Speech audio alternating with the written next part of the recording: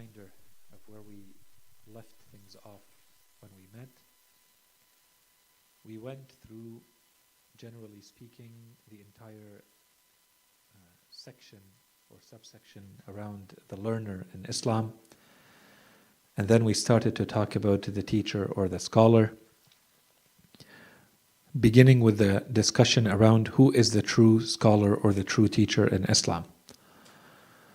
Because this is an important heading to keep in mind as we go through the ahadith, we go through the Islamic teachings that have to do with the person who carries the knowledge. And we said that first and foremost, it is always going to be the infallible. The Holy Prophet ﷺ is directing everyone who follows him to go towards the Imams, to go towards Ahlul Bayt alayhim as-salam. And then to the extent that others refer back to the teachings of the Holy Prophet and the teachings of the Imams, then they are considered to be carrying the teachings of the Holy Prophet and to be true scholars of this religion. The second discussion then was to start to know who is this teacher, and starting with understanding the importance of choosing the right scholar, the right teacher as the source of our religious knowledge, the source of our information in religion. And we said that the importance of this person goes beyond the nature of the information or the amount of the information that they convey, because they are affecting us whether we realize it or not. They play a much bigger role in molding us, the way we are, how we conduct ourselves, our general attitude. And so it's very important to be very selective, and our religion has given us a large number of criteria that allow us to truly go after the person who meets this criteria that represents the teachings of this religion. And so this is when we started to talk about not only the characteristics, because we said it's one and the same thing. When you go through these narrations, some of them mention characteristics, some of them mention duties and responsibilities of the scholar, the teacher. In truth, they are one and the same. Every characteristic is in fact something that you have to strive, you have to work hard to achieve and fulfill. It doesn't happen as is just because you carry knowledge, therefore you are going to be a true scholar in religion. So this means that there's a lot of work to be done so that you can match that description. So in other words, it's a duty or a responsibility. So this answers both questions at the same time. What are the traits and characteristics of the scholars?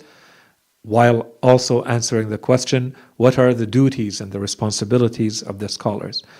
And we said these fall in a number of categories. Some of them have to do with the duty towards knowledge itself and what to do with the knowledge. And today, inshallah, we're going to start by some hadith that bring us back to that whole discussion, that the scholar is someone who is entrusted, is a trustee over knowledge, and therefore they have to act accordingly. There's a spiritual duty or a spiritual responsibility towards it, and that you have to act on it in a way that affects you, that makes you grow spiritually. This is one of the main duties of the person who is the teacher and the scholar, is that they have been affected by this knowledge, the spiritual aspect of it, that they have to give a lot of importance to the afterlife, that they have to conduct themselves in a way that is aligned with and does not seem to be in contradiction with any of the teachings that they have learned and that they are imparting to others. We said that there are duties and responsibilities towards the learners, and there's a certain conduct to be expected towards the learners themselves. And there are also social duties and responsibilities that fall in different headings, including the political, including social justice, including equity in society, that have to accompany the knowledge that one carries. And we touched on those towards the end of that discussion. And we also said that there's a general conduct, the manners, the general etiquettes, the general attitude in life, the priorities in life, and so on and so forth. All of those also fall under the general duties and responsibilities of those who carry the knowledge.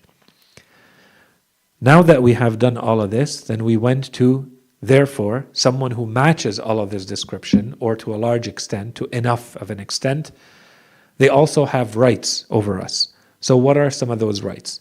And we said if we had to summarize it maybe in one heading or one word, it would be to honor this person. And then a lot of the hadith that we saw are in fact specific types of honoring this person.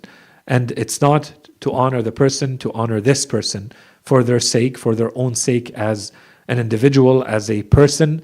It is to honor this person for the knowledge that they are carrying, to the extent that they are spreading that knowledge, that they are acting according to that knowledge as we saw in the ahadith, then we can continue to honor this person accordingly. And of course, the more they are doing this, then the more they are deserving of these honors.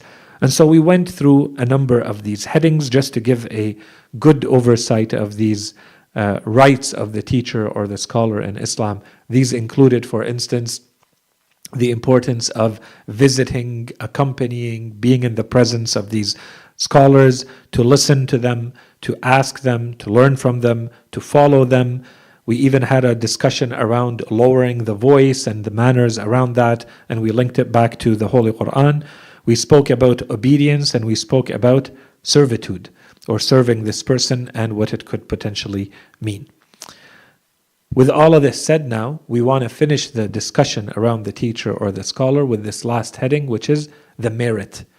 This person that has worked this hard, which comes with all of these characteristics, which are also duties and responsibilities, comes with a very, very heavy burden. And I remind you of the discussions we had around the responsibilities of the scholar, the importance and how every bad deed, every sin that may be forgiven to someone else, 70 sins of the commoner are going to be, for instance, forgiven before a single sin of a scholar is going to be forgiven, and so on and so forth.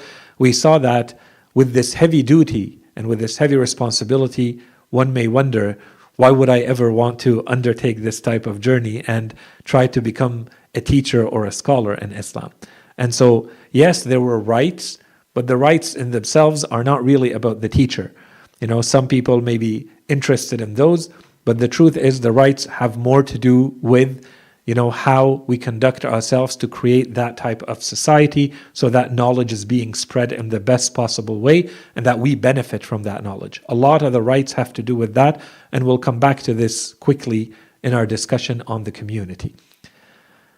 Really, the answer comes starting today, inshallah. We're going to start the discussion on the merits, the favors, the rank of the teacher and the scholar. And this is basically, as we would say today, the carrot.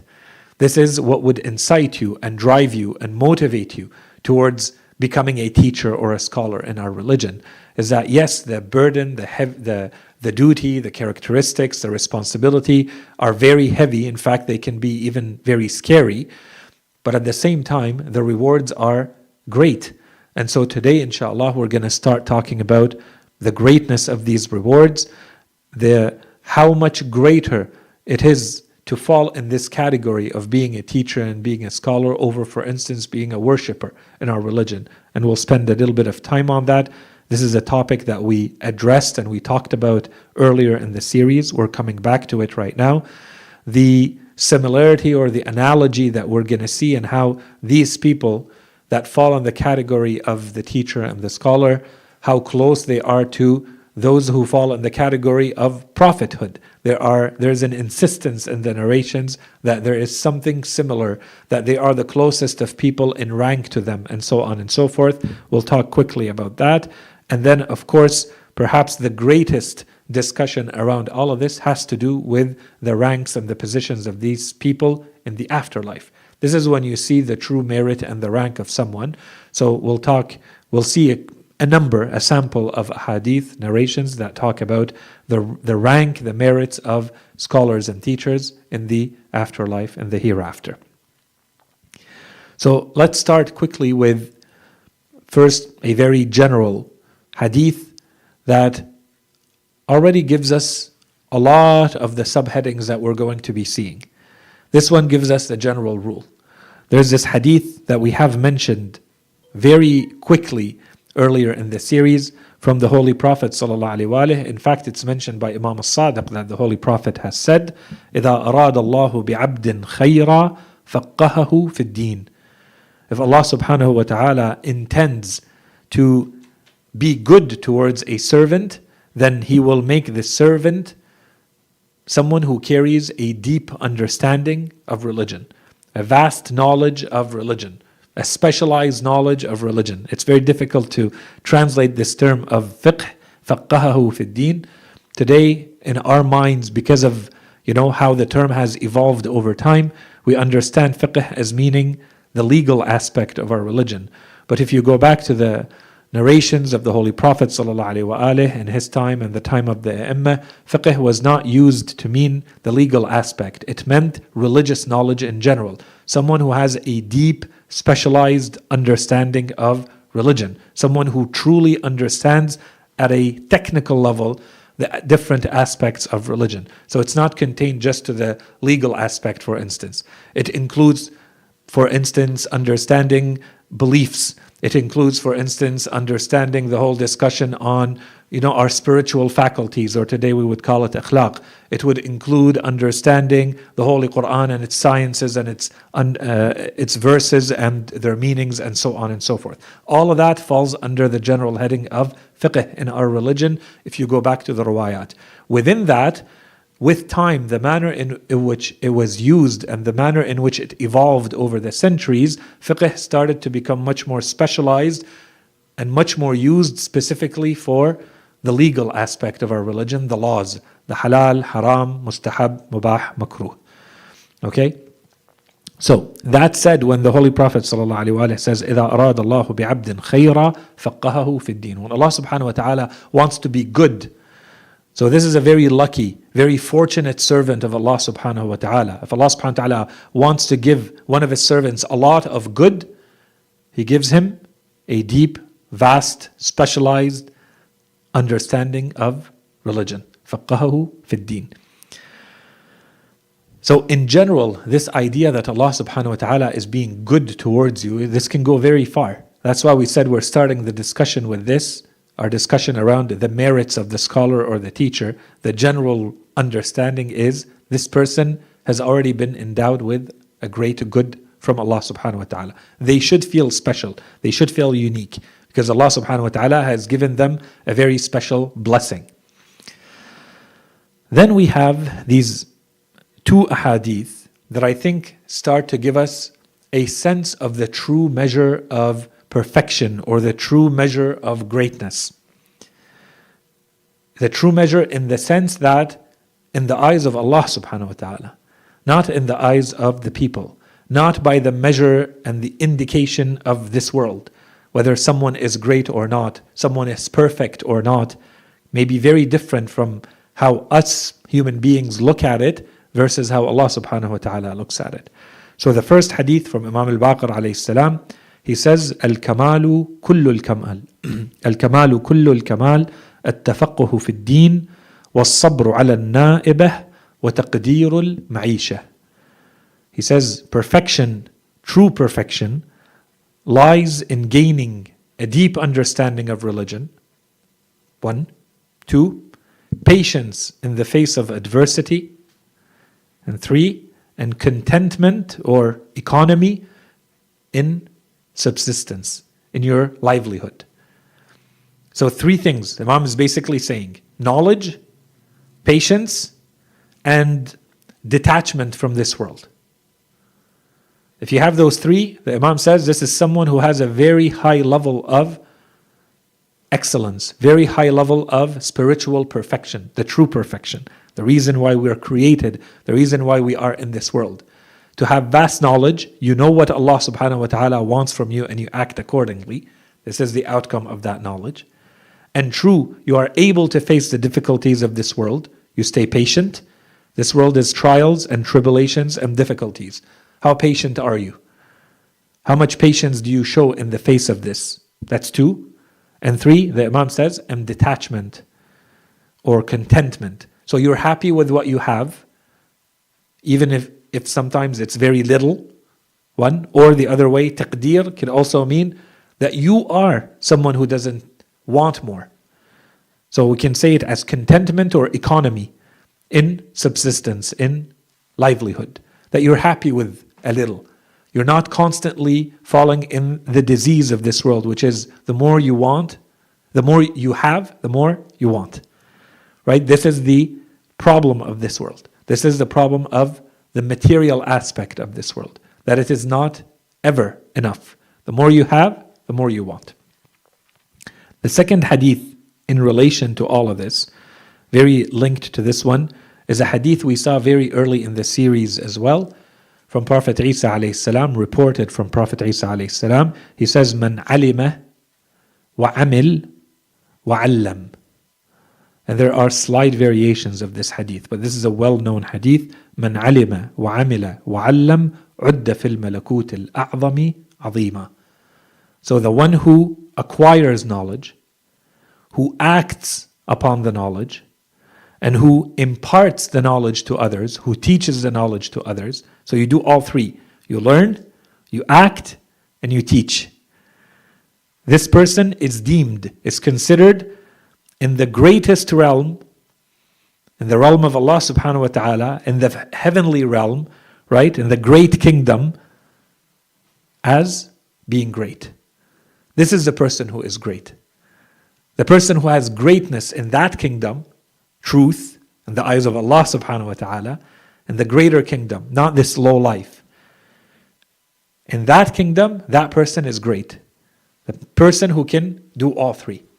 You learn, you act based on what you learned, and then you impart it to others. You pass it on to others.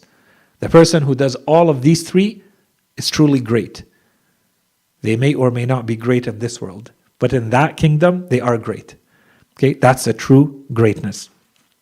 So as we said, this is already mentioned earlier in the series, and we said here the link, I think, is very clear in this hadith. Yes, we are highlighting the greatness or the merit or the favor of the scholar, of the teacher, but here we see the link. It's not just being a scholar or a teacher. It's because you're working hard to maintain that title or to maintain that status, that you have to learn and you have to act based on what you learned and you have to keep imparting it to others. It's coming with conditions. These conditions, I think, inshallah, we spent enough time on them earlier in the series that we don't have to keep repeating them for every hadith that we are looking at. But they are there for every single time that we see one of these favors, one of these merits mentioned. The more you can remember these and see them acted upon, the more this hadith is going to apply to someone. And here the reason we mentioned this hadith is, of course, this time to highlight the greatness of this person. In the past, we mentioned it to highlight the duty of this person. Okay? The next hadith. The next hadith is, I thought, a very interesting one. It can open the door to a very, very lengthy discussion, which we will try not to fall into. This hadith mentioned from Imam al-Sadiq alayhi salam has to do with this notion of infaq. Infaq in our religion is usually associated with spending for charity. Allah subhanahu wa ta'ala gives you sustenance and you take a portion of that and you give it for charity, as alms. That notion is well known.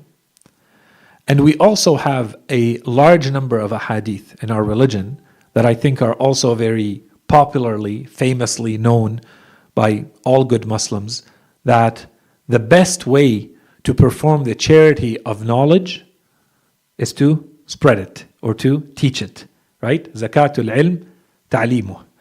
In multiple variants or versions of this hadith, most Muslims know this hadith. So I wanted to take it one step further in this hadith from Imam al-Sadiq alayhi salam, as he's doing a commentary of some verses of the Quran, right from the beginning of the Holy Quran in Surah Al-Baqarah, right? Chapter 2 at the very beginning. From the beginning, Surah Al-Baqarah starts, Bismillah ar-Rahman ar-Rahim, Alif Lam Mim, ذَلِكَ الْكِتَابُ لَا رَيْبَ فِيهِ. Okay, so keep that in mind. The person is asking the Imam and the Imam is explaining the meaning of these verses. So he says, ذَلِكَ الْكِتَابُ لَا رَيْبَ فِيهِ هُدًى لِلْمُتَّقِينَ قَالَ بَيَانٌ لِشِيعَتِنَا. This is what the Imam starts by saying. هُدًى لِلْمُتَّقِينَ. So the Imam explains. We're going to come back in English and repeat it. Then he recites the next verse. الذين يؤمنون بالغيب ويقيمون الصلاة ومما رزقناهم ينفقون قال مما علمناهم يبثون ومما علمناهم من القرآن يتلون. So the verses start Alif Lam Mim. Then it says, certainly this is the book in which there is no doubt a guidance for the pious, for the God-fearing. So the Imam right away here, he gives an explanation. It's a guidance for those who are pious. He says it is an explanation for our followers. Our followers can receive fully this guidance because they follow the teachings of Ahlul Bayt alayhim as-salam. Others will not benefit fully from this guidance. Then he says, those who believe in the unseen, who establish prayer, and who spend out of what we have provided for them. الذين يقيمون الصلاة ويؤتون الزكاة ومما رزقناهم. This is the idea of spending, right? They spend, they do infaq of what? From that which we have provided for them. The rizq.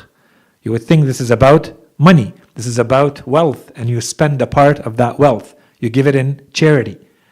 Okay, these are the main characteristics. The Imam gives you another understanding of this verse. He says, from what we have taught them, they teach others. And they spread those teachings, and from what we have taught them from the Quran, they recite. So when the ayah says, مِمَّا رَزَقْنَاهُمْ, we have given them rizq, we have given them a sustenance, we have given them bounties and blessings. The bounties and the blessings are not money in this case. It's not wealth. It's not material possessions that you spend, which is the case. That is certainly the case. That understanding is clear. The Imam is adding another understanding. That truly, the true blessing that we have received, the true sustenance that you have is the knowledge. And the Imam says, and here there are layers.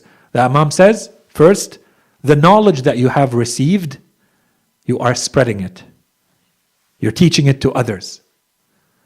And then he goes one layer further. And he says, وَمِمَّا عَلَّمْنَاهُمْ مِنَ الْقُرْآنِ يَتْلُونَ. He says, it's not just all the teachings in general, specifically teachings related to the Holy Quran. What do? They recite. We would translate it as they recite. Except that most likely here, it's not about just reciting the Holy Quran. And maybe the key is that the Imam says, in both cases, he's saying we have taught them. From what we have taught them, they spread. They teach others. Who's we? Ahlul Bayt alayhim as-salam. We have taught them teachings. We have shared with them knowledge. This is the knowledge that they share with others. And when it comes to the Holy Quran, the Imam is saying, we have given them an understanding of the Holy Quran. Yes, it's important to recite the Holy Quran. But here the Imam is explaining مِمَّا رَزَقْنَاهُمْ يُنْفِقُونَ. From what we have given them as sustenance, they give to others. This is infaq. So what are you giving to others if you're simply reciting the Quran? So here reciting the Quran is going much further than simply uttering the words of the Holy Quran. The Imam is saying, we have taught them the meanings of the Quran. We have explained to them the teachings of the Quran. And this is what they do a tilawa of. This is what they recite. This is what they impart and teach to others. And of course, here there's a whole discussion. So when we read these verses, this is perhaps not the meaning that will come to your mind or mine when we see these verses. We have to go back to the narrations of Ahlul Bayt alayhim as-salam when they go through these verses and they explain these layers of meaning. They're not intuitive. In fact, in most of these cases, when you go through the explanations given, the teachings given by Ahlul Bayt alayhim as-salam, and sometimes they vary greatly, and they're not in contradiction. The Imams are showing us the layers upon layers of meaning contained in the Holy Quran. But you see that no one can come up with this by themselves. Reading the verse of the Quran by itself, you would only think of the meaning of the words, Arabic. In Arabic, what does رَزَقْنَاهُمْ يُنْفِقُونَ mean? From that which we have given them as sustenance, they give to others as charity, as an act of charity. You would never think that the sustenance is teachings, the sustenance is knowledge, the sustenance is the meanings of the Quran, and that you have to therefore spread them to others once you learn them. It's not enough that you learn them, you have to spread them to others. This makes you fall. The beauty of these verses, inshallah, one day we'll talk about them. The beauty of these verses in Surah Al-Baqarah, when they start, they give you a number of characteristics of who the true believer is. The one who believes in the hidden, right? The one who establishes prayer, performs the zakah, and then they perform this act of charity that the Imam just described. If you meet all of those, then you meet the full description of the true believer.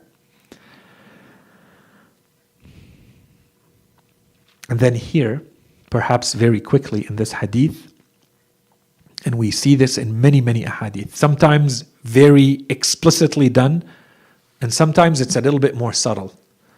This one would be more subtle, but it's always there. The importance of the Holy Quran.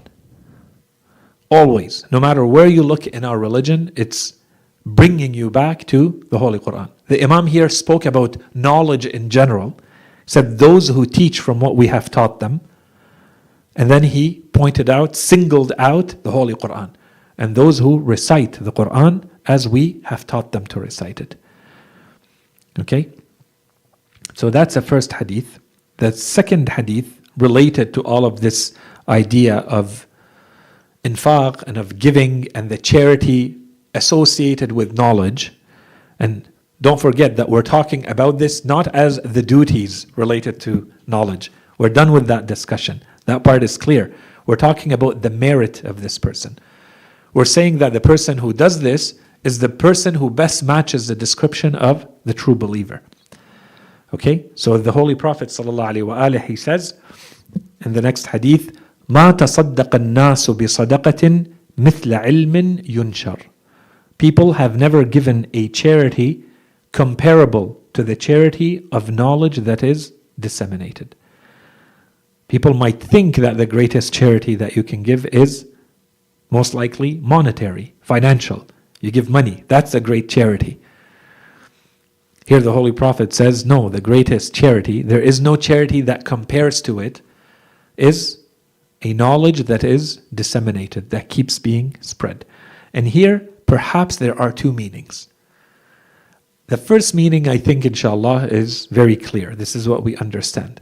That once you learn, you have to perform an act of charity with the knowledge that you have, which is give it to others, pass it on to others. And that opens the door to the whole discussion we had on what does it mean to teach, what does it mean to spread, what does it mean to speak. We talked about all of that. So inshallah, that part, that first meaning is clear. This is the first form of the act of charity. You learn and you perform an act of charity by teaching. Okay. The second meaning, however, is perhaps in the sense that you are not yourself performing the teaching. Perhaps when the Holy Prophet says, مَا تَصَدَّقَ النَّاسِ بِصَدَقَةٍ مِثْلَ عِلْمٍ يُنْشَرٍ. People have never given a charity like the charity that is a knowledge that is being disseminated. This may also be understood as you're not necessarily the one spreading it. You're not the one who learned and then went to teach. You're actually giving money, for instance, monetary charity, but it's going towards spreading knowledge. So the greatest of charities, you have an amount that you want to give as a charity. And all of it is important and all of it is necessary.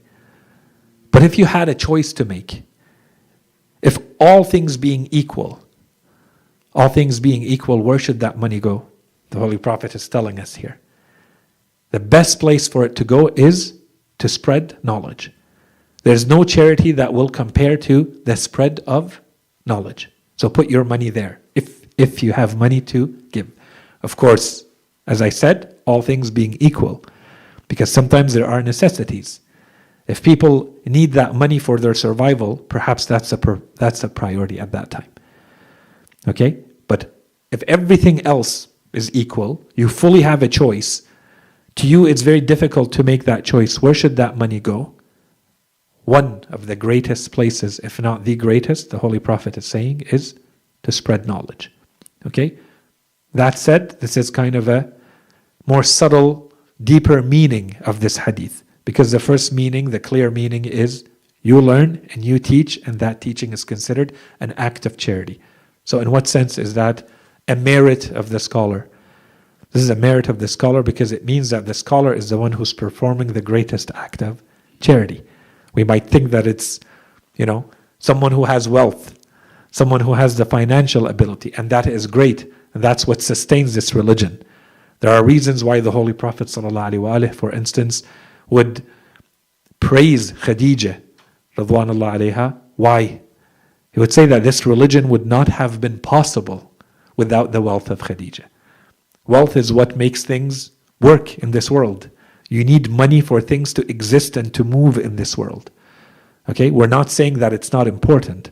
This religion would not have existed, he says, without the sword of Ali and the wealth of Khadija. You need the protection, you need the courage, you need the bravery, and you need something that allows you to exist in this world.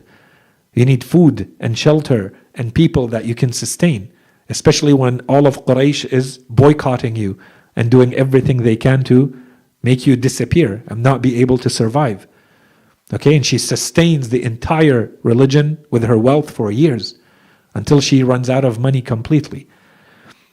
Okay, so we're not saying that this is not important, but we're saying the act of spreading the knowledge is even greater.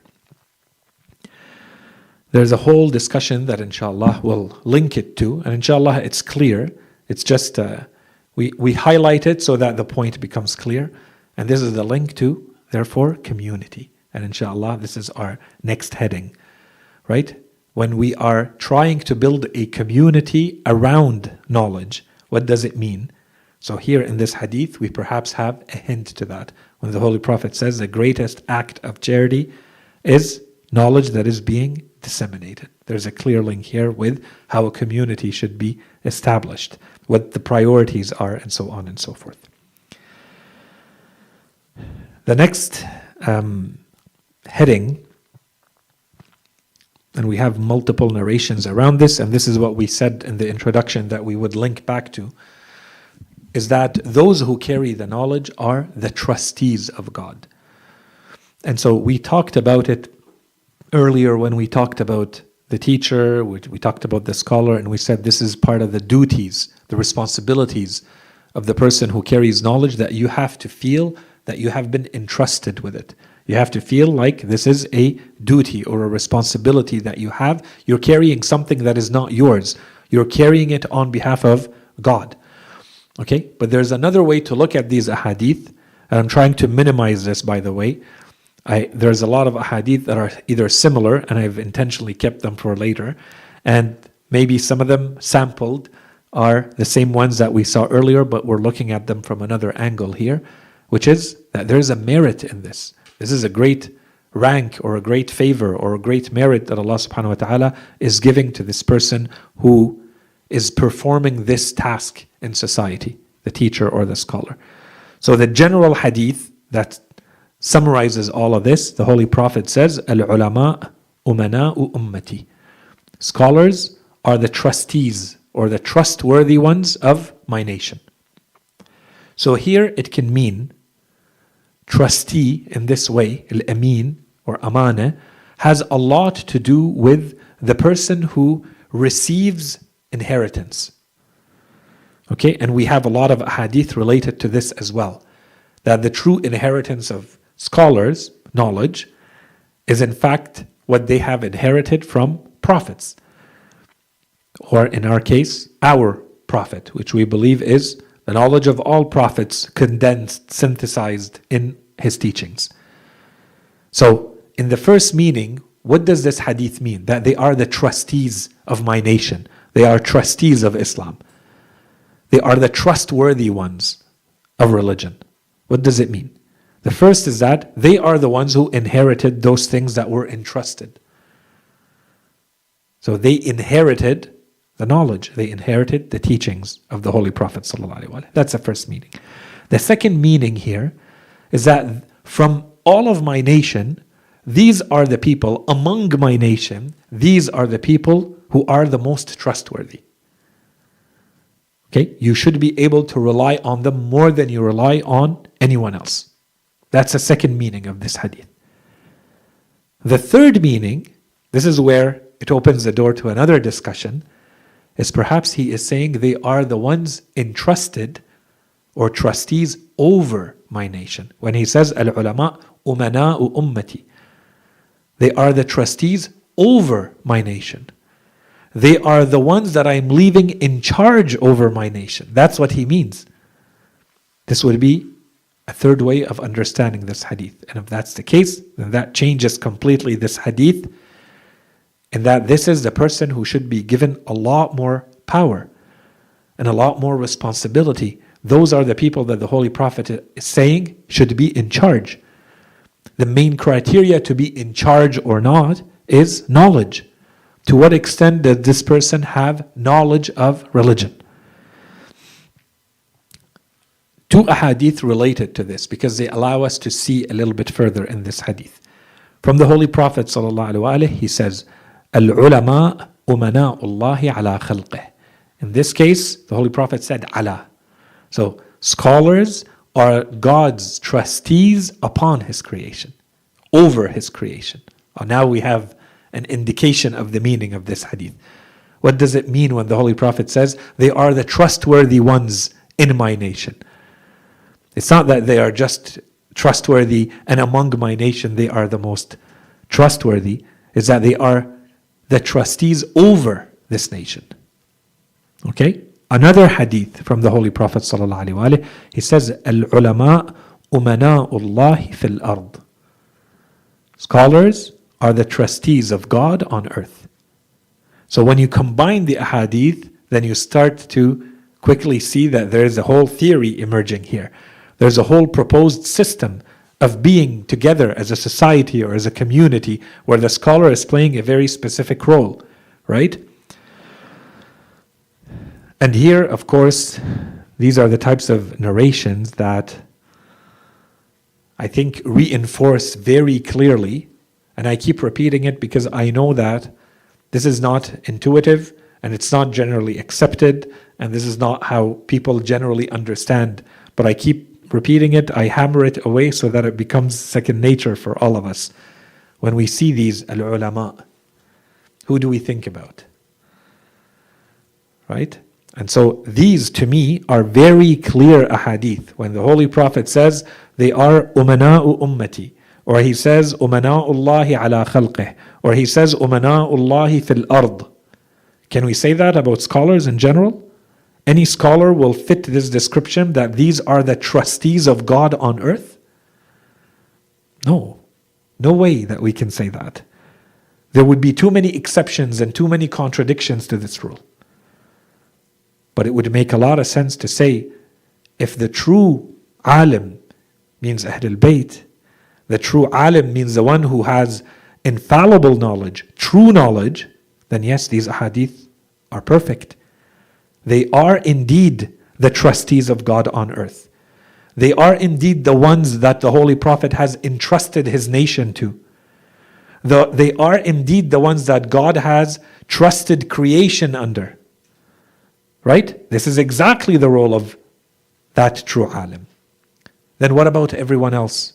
Well, once again, to the extent that they represent the teachings of that imam, I have no problem to follow them.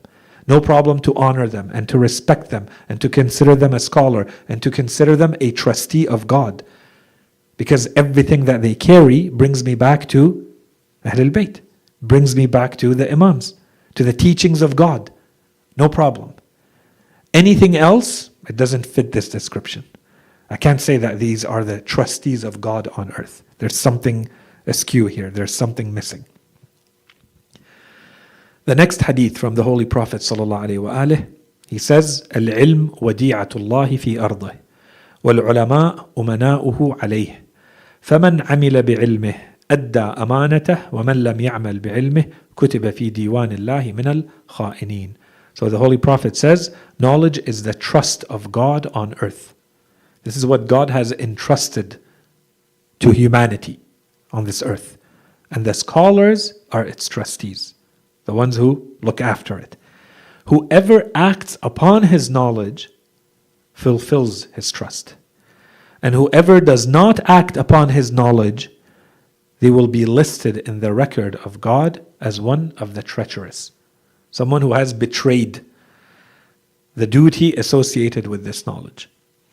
Okay, so this is one further hadith that emphasizes or reinforces what we were saying in the previous hadith. I think we have time to start the next subheading. So there's a number of hadith, and just so that we're clear, this whole topic of the merits of the teachers or the scholars in Islam, there's a lot of hadith around it. But many of them, one, I think they're intuitive and clear and very repetitive in a lot of their teachings. So I try to remove all of those, either because we've covered it already, or there is not much to add to the hadith itself, so one hadith suffices in a lot of cases, or it's already included in a lot of the other ahadith that we're seeing. Okay, the points. So there's a number of ahadith, for instance, that explain that these are the most beloved creatures to Allah subhanahu wa ta'ala, the scholars, for the knowledge that they carry. I skipped over all of those ahadith. That they are the inheritors of prophethood. Okay, in general, there are a lot of ahadith. We're going to see a couple, but I wanted to add a dimension to it that is included, but adds to it. They are the closest people or the most similar people to prophets. That's the one that we're going to spend a bit of time on and see a couple of ahadith. So Abi Abdullah alayhi salam قال, so Imam Sadiq alayhi salam says, العلماء ورثة الأنبياء وذلك أن العلماء لم يورثوا درهما ولا دينارا وإنما ورثوا أحاديث من أحاديثهم فمن أخذ بشيء منها فقد أخذ حظا وافرا فانظروا علمكم عمن تأخذونه فإن فينا أهل البيت في كل خلف عدولا ينفون عنه تحريف الغالين وانتحال المبطلين وتأويل الجاهلين. So Imam al-Sadiq alayhi salam says, the scholars are the heirs, are the inheritors of the prophets. And this is because, the Imam explains, and this is because the scholars did not inherit a dirham or a dinar. By the way, where do these words come from, dirham and dinar? And what do they mean? Dirham is usually the silver coins at the times that the Imams were talking. The dirham is the silver coin and the dinar is the gold coin. And they come from the Greek tradition and the Roman tradition, where they have the denarius and they had the dirham. The dirham comes from the Greek culture, where they had dirhams. Okay, so it became dirham. And the denariuses, I don't know if that's the right plural of it, becomes the dinar. Okay, so this is kind of the evolution and where these things were inherited. The Imam is using those terms and he says, it's because the scholars did not inherit. They are inheritors of prophets, but the prophets did not leave behind gold and silver. They did not leave behind financial wealth. What they left behind are teachings. These are the teachings of prophethood, right? They inherited, so he says, ahaditha min ahadithihim. So either he's referring to their sayings specifically, or he's referring to their teachings. They did not inherit all of it. They inherited sayings from their sayings, or teachings from their teachings.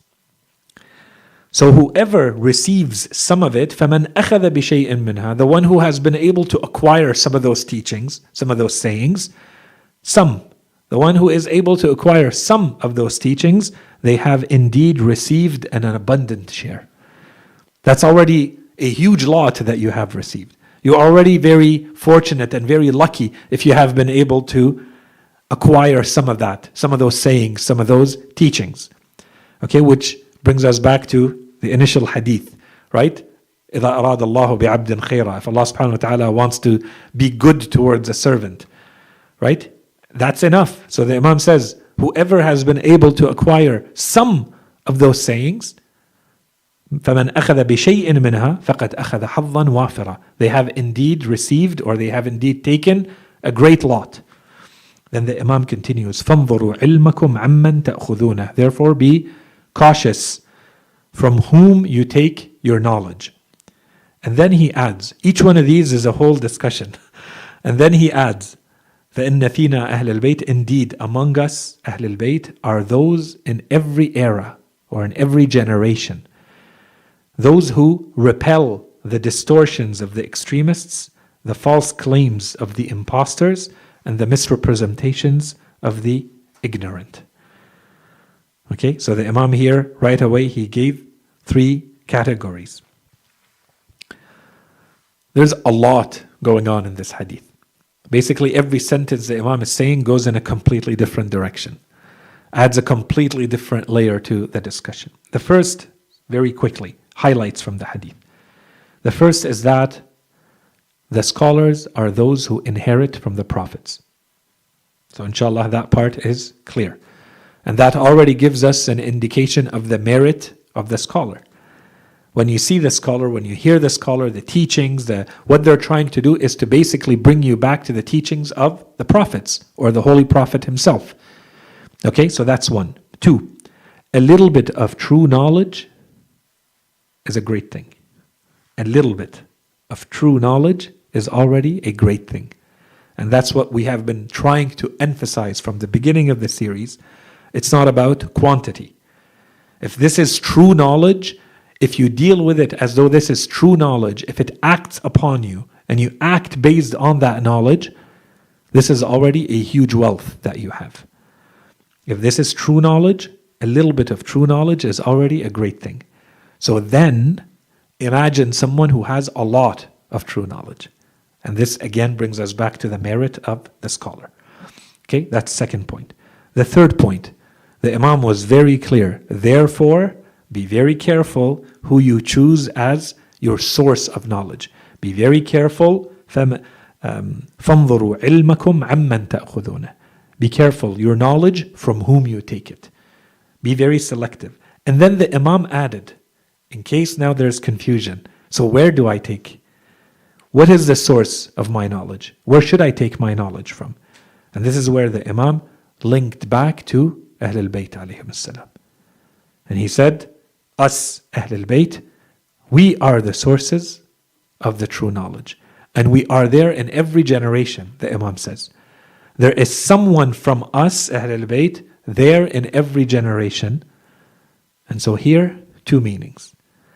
Either the Imam is saying explicitly, we are the true scholars, or the Imam is saying, the true scholars are the ones who represent us. Come to those who are representing our teachings, who are spreading our teachings. Okay, so these are the 2 ways to understand this hadith. And then the Imam ends the hadith with perhaps a quick listing of some of the duties, responsibilities of the scholars. When he says that they're part of what they try to do is, he says, who repel the distortions of the extremists, those who go too far in their understanding, right? ينفون عنه تحريف الغالين, the distortions of the extremists. 1. 2. وانتحال المبطلين. Imtihal is a false claim. When you take something that is not yours, for instance, or you attribute something to someone and they should not be receiving that which you are attributing to them. Okay, but he says al-mubtilin. These are imposters. Thank you. These are imposters. The third one is, and the misinterpretations. So ta'wil is to give a meaning, to explain a meaning. He says this is a misinterpretation of those who are ignorant. In other words, the Imam is saying, I'm giving you one of the roles or characteristics of these scholars. And this becomes a necessary burden on the scholar too, that they are performing this. In short, they are allowing you to find the truth. Because there's a lot of people out there presenting what the truth is, but this is not the real truth. And so your job as a scholar, or your job as a learner trying to find the scholar, is to find this person who is able to clear all of that up, to make you avoid, to prevent you from falling into what the extremists, what the imposters, what the ignorant are presenting as being the truth. Okay? Next hadith from the Holy Prophet sallallahu alaihi wasallam. He says, أقرب الناس من درجة النبوة أهل العلم وأهل الجهاد. In this hadith, the Holy Prophet sallallahu alaihi wasallam says the closest of people to the rank of prophethood are the people of knowledge and the people who struggle in the way of God. I think the part that is clear is the greatness of the person who carries the knowledge. This is the point that we're trying to make. This point is clear, inshallah. But this hadith is a little bit more subtle and requires a little bit more of an explanation. Because now in this hadith, there are two categories that were put together. But in fact, many other ahadith, I don't know if we're going to have time for it today, many other ahadith are going to put them in a completely different category. Okay? Here, the Holy Prophet is saying, from all the people, if you were to look at the ranks of prophets, or the rank of prophethood in general, and prophethood is a very large, very vast spectrum too. Okay, there were a lot of prophets and they are not all the same rank. But let's say the bottom of that rank, if we can use that terminology. Who are among the commoners the people who are closest to that rank? So here the Holy Prophet gave two categories, named two types of people who can be closest to the rank of prophethood. They are the scholars and those who struggle in the way of God. Okay, so this part, clear enough. If you go to other ahadith, and inshallah we're going to see them, we're going to list a couple, just to make this point clear. The Holy Prophet is not saying that those who struggle in the way of God and the scholars are the same category. He's saying if you compare them to everyone else, those are the two categories closest to the prophethood. But even between those two categories, there is a huge distance. And the other ahadith are going to make it clear that the scholars, those who carry knowledge, they can't be compared to those who are struggling in the way of God. Explicitly stated in the ahadith. As good as those people are, and as much better as they are from everybody else, they still can't be compared to those who carry knowledge and who spread knowledge and who act based on the knowledge. Okay? That's one. Very quickly, the second discussion around this hadith would perhaps be for us to ask the question, why? Why would some people be the closest in rank to the rank of prophethood as a category? So one way, and we've explained this in the past, one way to understand all of these is to say it's all random.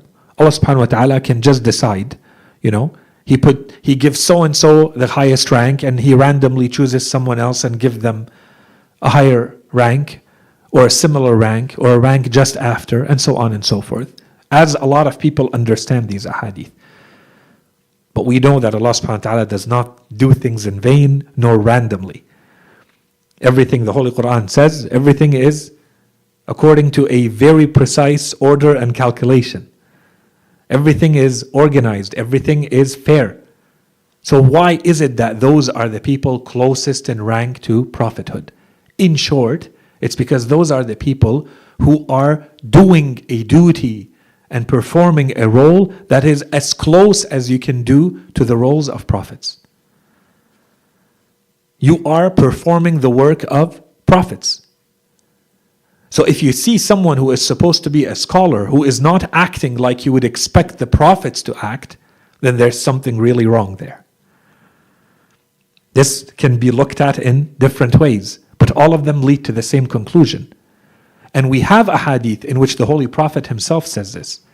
He says, because this was why prophets were sent. It was to take the knowledge that Allah subhanahu wa ta'ala wanted to share with humanity and spread it to the people. And this act of spreading it is difficult. There will be many who will resist, many who will fight it. This requires a struggle, and this requires sacrifice. The second category, those who struggle in the way of God. Those are the two categories closest to the prophets. Why? Because those are the two categories performing duties, roles, mandates, missions that are closest to what the prophets were themselves doing. The difference is that we are taking from the prophets, and we're not infallible. The prophets were taking from Allah subhanahu wa ta'ala. It was revealed to them. But the work is the same in nature. You are trying to take a message from Allah subhanahu wa ta'ala and get the people to see it and understand it and act upon it. That's it. If you fall in this category and this is what you're trying to do, then you are performing a prophetic role. A role that Allah subhanahu wa ta'ala has given to prophets and messengers. So inshallah this part is all clear. The next hadith from Imam Ali alayhi salam, again very close, but I think I try to add these hadith together in this order to add a bit of clarity. Imam Ali alayhi salam, he says, أقرب الناس من الأنبياء عليهم السلام أعملهم بما أمروا به. So the people who will be closest or who are closest to the prophets, peace upon them, are those who act most in accordance with what they were commanded. So the prophets were commanded, or the people were commanded. Those who act the most based on that commandment, or those commandments, those are the people who are closest. So, yes, one, and this is inshallah very clear, and we spent too many lectures on this for this not to be clear, the importance of action.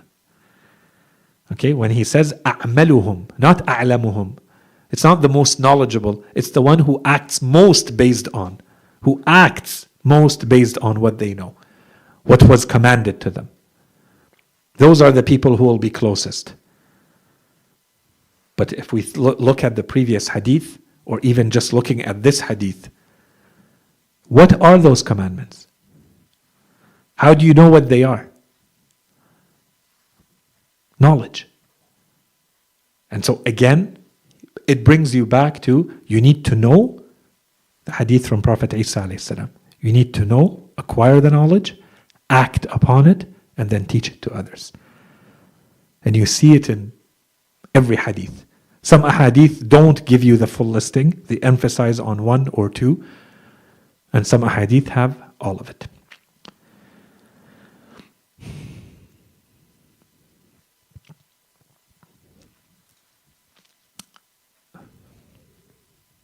Maybe we look at one more hadith and then we'll stop. Yeah. The next hadith from the Holy Prophet ﷺ, and it's also mentioned from Imam al-Kadhim alayhi salam. He says, النظر في وجه العالم, and some hadith or some variants of the hadith mention حبا له. So النظر في وجه العالم عبادة, أو النظر في وجه العالم حبا له عبادة. So looking at the face of the scholar is an act of worship, or looking at the face of a scholar out of love is an act of worship. So again, a lot that can be said here. I think this hadith is well known too in our religion. This hadith, it might be, if someone has not heard it or is not accustomed to it, or they hear it for the first time, it may be shocking. Okay, if you have not ever encountered this hadith before.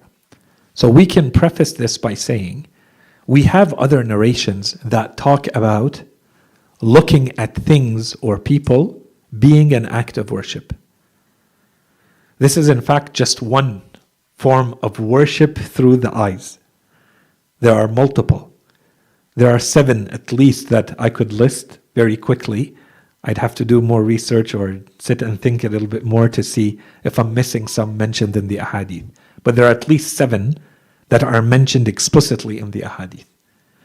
One of them, and this is the most famous one, and this would deserve a series of lectures on it, This is a unanimously agreed upon hadith by all Muslims. Sahih. النظر إلى وجه علي عبادة. So looking at the face of Ali is an act of worship that the Holy Prophet ﷺ says. Okay, so I'm not going to spend more time on that one. The ramifications are many. Okay, but that hadith, that's one hadith.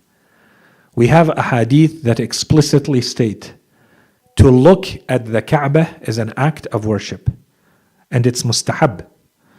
We have many hadith that say just sit and look at the Kaaba. This is, the malaika are recording rewards for you for looking at the Kaaba. What else? Looking inside the Quran. النظر في القرآن أو في المصحف. It doesn't say reading. You get reward, you get thawab for looking in the Quran or looking at the Quran. And we have many, many narrations. They come to the Imam, they ask the Imam, they tell the Imam, should I look in the Quran when I read? And the Imam says, yes. He tells them, but I know it by heart. He says, still look, it's good for your eyes. It has too many benefits to list, the Imam says. He tells them, it makes your eyesight stronger. Look in the Quran. And so on and so forth. So looking at Imam Ali alayhi salam's face, looking at the Kaaba, looking at the Quran. Okay, so these may seem to be evident. What else? We have a hadith that say, looking at the face of your parents, looking at the face of your father or the face of your mother. And some ahadith mention with mercy or with compassion. When you look with rahmah, if you feel that mercy when you look at them, if you feel that affection when you look at them, that compassion when you look at them, this is an act of worship. Okay? Next. Even that may be clear. Two ahadith. We have, or two series of ahadith. We have ahadith that say, if you look at the sea, it is an act of worship. The sea, or the ocean, or the water. It is an act of worship. We have ahadith that say, when you look at specifically one type of gemstone, Durr al-Najaf. So I wore it today, Durr al-Najaf. Looking at Durr al-Najaf is an act of worship, and it is as though you are performing the visitation. You're going to visit Imam Ali alayhi salam. Okay. And then we have a hadith that say, looking at the face of a scholar is an act of worship. So when we present it this way, then it's not so much of an exception. And inshallah, clearly, we can all see a greater rank to a scholar than, for instance, a gemstone. Or just looking at the ocean. Okay, so it's not that great of an exception, that great of a shock when you put it in this type of presentation or this type of context. That's first. The second point is that why would these matters that were listed in these long variety of ahadith, why would they be acts of worship? Why would it be an act of worship? To look at Imam Ali alayhi salam should be very clear. Even to look at the Kaaba, even though it's not as intuitive as it may seem. The Kaaba in itself is holy, but why? The Holy Quran has verses that talk about this, by the way. They say, for instance, about Mecca. Mecca is supposed to be a haram. Quran refers to it as haraman amina. A secure place that is forbidden for anyone to attack. Right? This is the meaning of haram. And yet the Holy Quran says, all of this, لا أقسم بهذا البلد وأنت حل بهذا البلد. How can this land still hold sacredness, holiness, if you are disrespected and not allowed to remain in it, to live freely and safely and securely in it? The people of Mecca were chasing the Holy Prophet, trying to assassinate him. It's as though Allah subhanahu wa ta'ala is telling the Holy Prophet, this holy land means nothing without you being in it safely. This changes completely the equation. You are much greater. Your safety and your presence here is much greater than the holiness of this land, as holy as it is. So, when the Quran or when the narrations, for instance, they tell us that to look at the Kaaba is an act of worship, it's not because of this specific cube made of stones. It's because of its significance. It's because of what it symbolizes, what it represents. It's not about this thing that you're looking at. There's something behind it that this is pointing to, that this is bringing your mind to, your soul to. This is the significance of what you're looking at. And the same thing would apply, for instance, if you look at, for instance, in the ahadith, the face of your father or the face of your mother. It's because it's supposed to represent something more. It's not just the face, and it's not the face of this person. No, you're recognizing the relationship you have. You're recognizing the right they have. You're recognizing the honor that God has put, the sacredness God has put in this relationship. This is what comes to your mind. Now, maybe not in the words that I'm using, but this is what you feel, and the hadith uses one word for it. It says, نظرة رحمة. You feel mercy. You feel what you're supposed to feel. A normal, good human being is supposed to feel looking at their father or their mother. If you feel that, this is an act of worship, because it symbolizes much more than what you're looking at.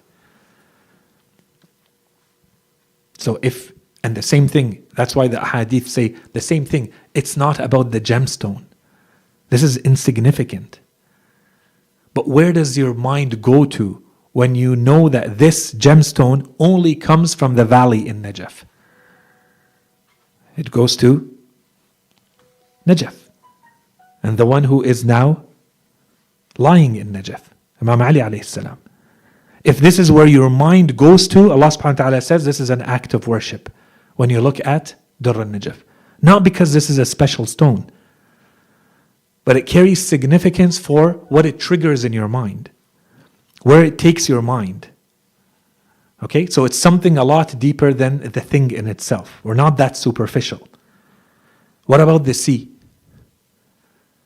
The sea is supposed to, a lot of scholars have spent a lot of time because we have a hadith about this, how soothing it is, how healing it is. It calms the spirit. We have a hadith about this too. And it's fine. That does calm the spirit.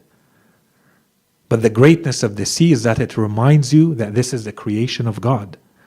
If you're truly at sea and you witness the majesty of the sea and the waves and the emptiness of it, and it's just water everywhere you look, and you see it and you think that this has been going on for years and decades and centuries and millennia, you start to appreciate how small you are. You start to appreciate the majesty of Allah subhanahu wa ta'ala, that this is just one of His creatures. And it holds a whole world under it. And so this is where your mind goes. The significance of this becomes an act of worship because of where your mind goes. So of course the same thing has to apply when you look at the face of the scholar. Yes, we have a hadith that say looking at the face of the scholar is an act of worship. We have multiple, this is one of them. So let's look at one hadith that explains a little bit of this, even though it also contains more.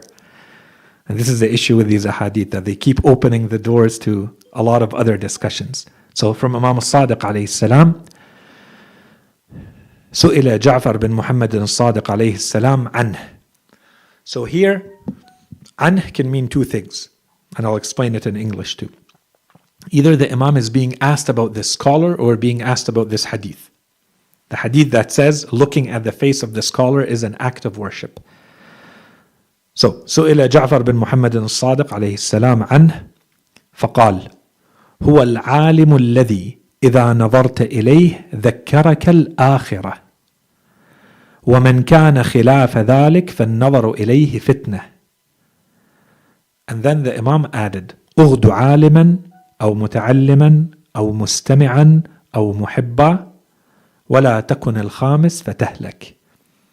So Imam Sadiq alayhi salam was asked about, either he was asked, who is this scholar that if you look at their face, it's as though you're performing an act of worship?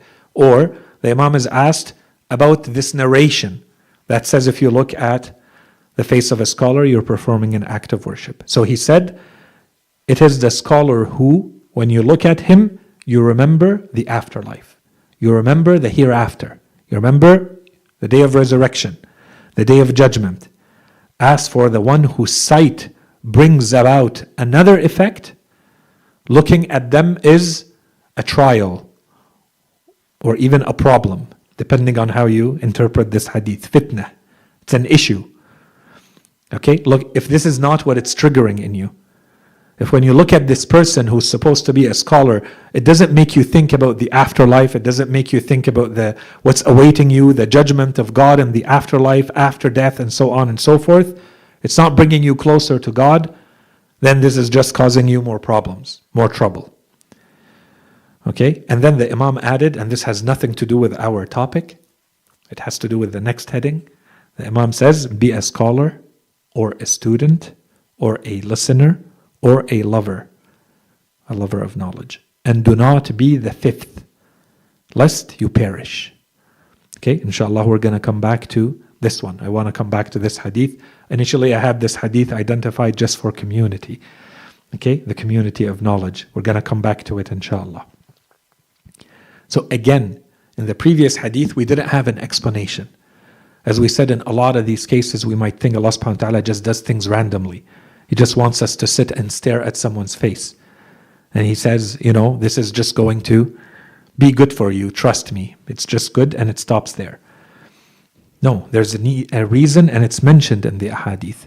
So it becomes kind of a condition or a trait that you're looking for. When you look at this person, does it remind you of the afterlife? Does it bring you closer to God? Does it prepare you better for what's waiting after death? This is what you want. If that's not the case, the Imam says, then this doesn't apply. The hadith doesn't, this is not the right person, or the hadith does not apply in this case. So when does it apply? Who's the scholar that if you look at them, it's as though you're performing an act of worship? It's the one who brings you closer to what's awaiting after this world, after death. Let's stop here. I think inshallah we covered enough for today. And we'll continue where we left off next time. وصلى الله على سيدنا محمد وعلى آله الطيبين الطاهرين.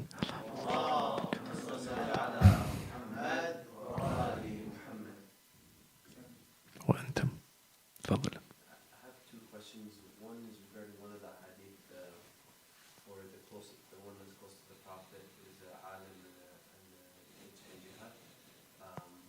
I didn't really quite understand how are they equal when there's other hadith that clearly say the alim is better in this instance by being closer to the Prophet. Yeah. So the first hadith, because now I know that people can't hear the questions, I thought they could. So the first question has to do with the narration that said that in the afterlife, those who are going to be closest to the rank of prophets are going to be the scholars and those who struggle in the way of God. So how are they, those two categories, equal when there will be other hadith that we have not gone through yet that say that they are different? So in short, without knowing those other hadith, the hadith itself is not saying, for instance, are they equal or not equal? The only thing that this hadith is saying that if you were to look at the rank of prophets in the afterlife, you will see that there are two groups of people that are special, especially close to them compared to every other category. But it's not giving you any order between those two categories, the scholars and those who struggle in the way of God. We just know that they are, apples and oranges, leaps and bounds above everybody else. But between them, we don't know anything. The hadith doesn't talk about anything. When we will go through the other hadith, we're going to see that no, there's a huge rank between them, a huge difference between them. So that gives you an idea of then what is the rank between the scholar and the rest of the people who are not even in this category. Okay, but so all I wanted to do is just to park it for now, and those hadith are going to make that clear. But for now, the hadith just makes it clear, and I thought maybe the relevance or there's a interest in mentioning that hadith is also to talk a little bit about the duty and how it's similar to the duties of the prophets. Yeah, there was a second question? More nuanced. We touched on it when we were talking about types of knowledge or religious knowledge. Yes. We're talking today about true knowledge. It's just like the dilemma of, let's say, where to put your time. I would say there's also an importance to building this world in whatever shape or form that is.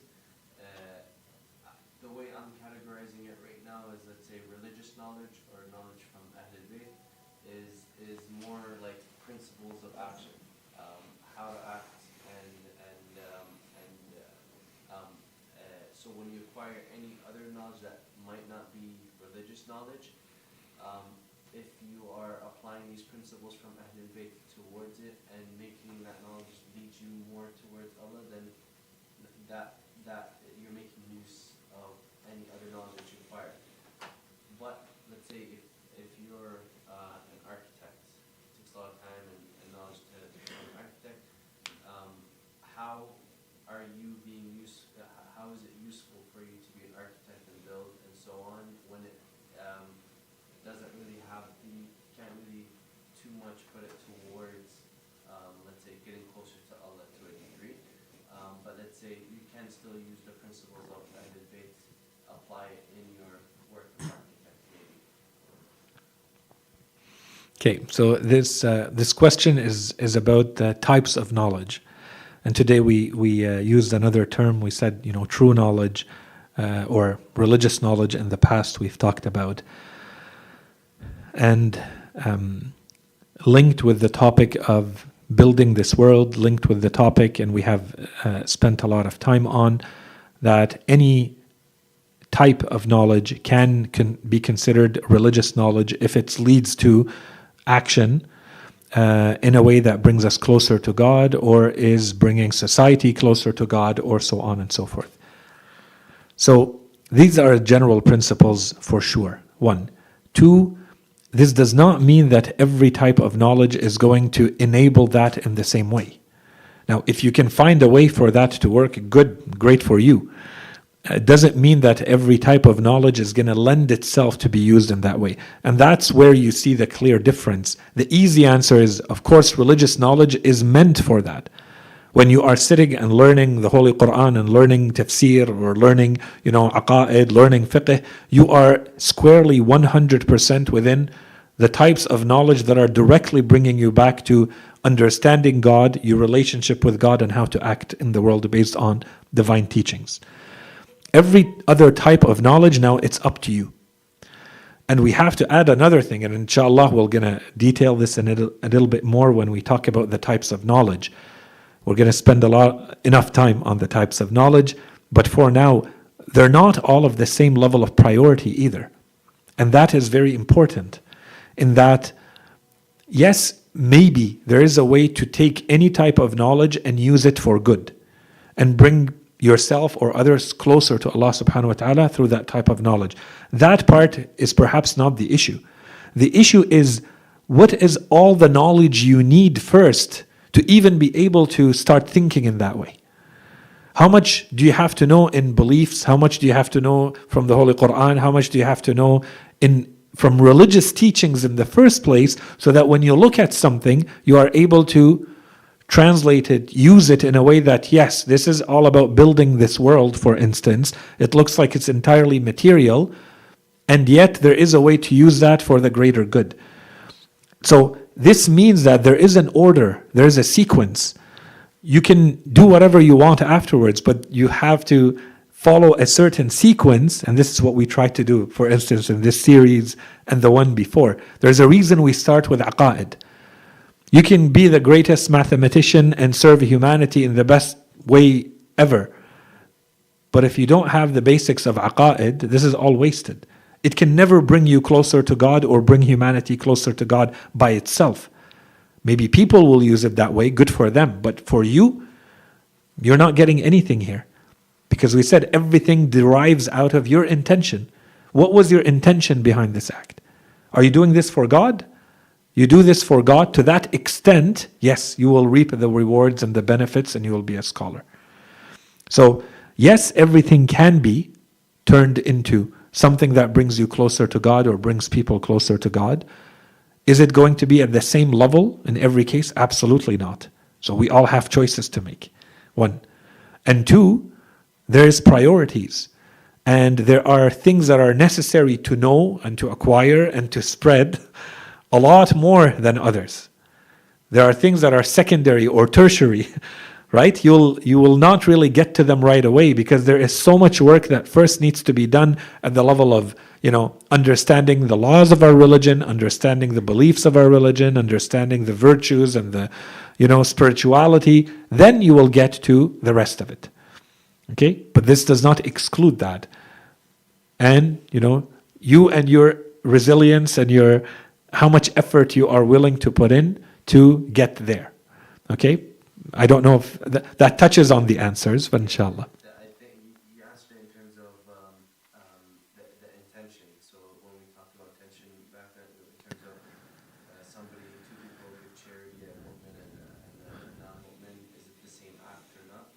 So yeah, I would say depending on how much backdrop of religious knowledge you have, that you are able to set an intention that could benefit you. Yes. Any action that you do realistically, and to that level of that intention is the level of benefit that you can make. Yeah. And your intent, so yes, everything depends on your intention, and your intention can only come out of the knowledge you have. A good example to simplify it would be when you intend to do something, you can have a very deep intention that a 3-year-old or a 5-year-old child will never be able to have. Right? And a lot of this depends entirely on your knowledge. They don't have the maturity to have that type of knowledge to come up with that type of intention, to make it this noble and this sincere and. Right? But you can because of the type of knowledge that you have. Yeah.